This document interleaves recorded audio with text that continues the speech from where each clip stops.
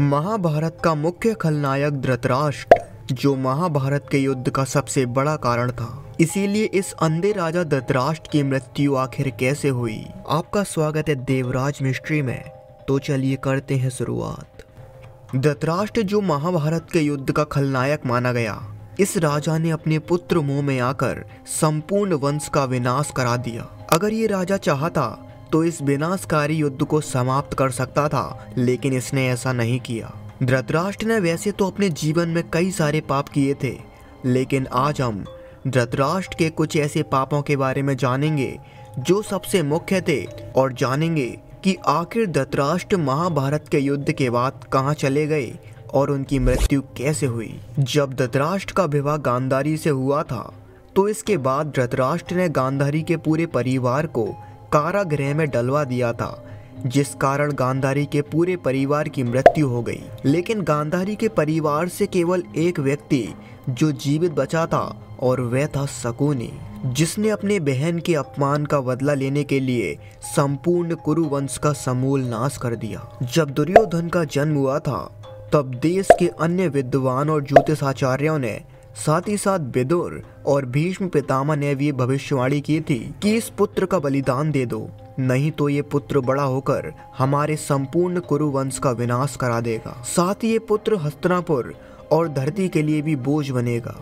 तुम इस पुत्र का बलिदान दे दो, जिससे तुम्हारे 99 पुत्र सलामत रहेंगे, साथ ही इस देश और दुनिया का भी कल्याण होगा। लेकिन पुत्र मुंह में फंसकर धृतराष्ट्र ने अपनी हट के सामने किसी की नहीं सुनी। साथ ही दुर्योधन के बड़े होने के साथ साथ धृतराष्ट्र अपने उसी पुत्र को राजा बनाना चाहता था। धृतराष्ट्र सदैव उसके बुरे कृत्यों में उसका साथ देता रहा। अगर वह चाहता तो अपने पुत्र को दंड देता और उसे सही रास्ता दिखाता, लेकिन उसने ऐसा नहीं किया। दुर्योधन ने भीम को मारने की कोशिश की और फिर उसने लाक्षय गृह की घटना को अंजाम दिया। लेकिन इन सब घटना के बावजूद भी धृतराष्ट्र पूरी तरह मौन रहकर अपने अंधे राजा होने का कर्तव्य पूरी तरह निभाता रहा। धृतराष्ट्र एक कार्यकारी राजा था, इसीलिए वे अपने पुत्र दुर्योधन को राजकुमार और फिर आगे जाकर राजा बनाना चाहता था।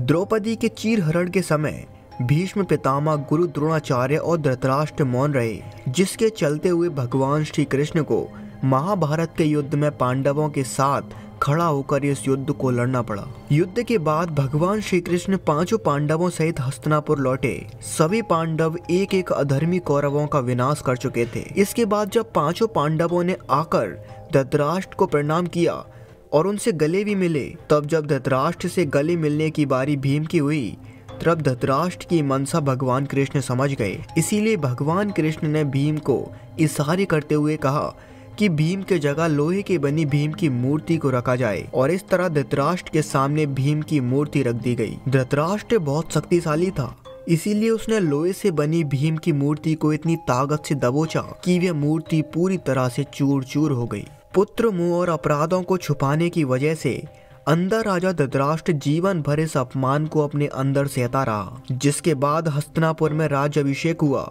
और युधिष्ठिर चक्रवर्ती सम्राट बने। युधिष्ठिर के चक्रवर्ती सम्राट बनने के बाद धृतराष्ट्र 15 सालों तक पांडवों के साथ अपना जीवन व्यतीत करता रहा, और इसके बाद धृतराष्ट्र, गांधारी, कुंती और संजय ये सब वन की तरफ प्रस्थान कर गए। इन लोगों ने वनों में 3 सालों तक अपना जीवन बिताया, और एक दिन धृतराष्ट्र स्नान करके लौटे तो जिस वन में वे रुके हुए थे वह पूरा वन आग से झुलस गया। तब संजय ने धृतराष्ट्र से वहां से जाने को कहा, लेकिन धृतराष्ट्र, कुंती और गांधारी इन तीनों ने वहां से जाने से मना कर दिया, और संजय के जाने के बाद इन तीनों ने उस आग में झुलसकर अपना बलिदान दे दिया। तो दोस्तों, इस तरह हुआ था अंधे राजा धृतराष्ट्र का अंत, जो एक विनाशकारी युद्ध का कारण बना।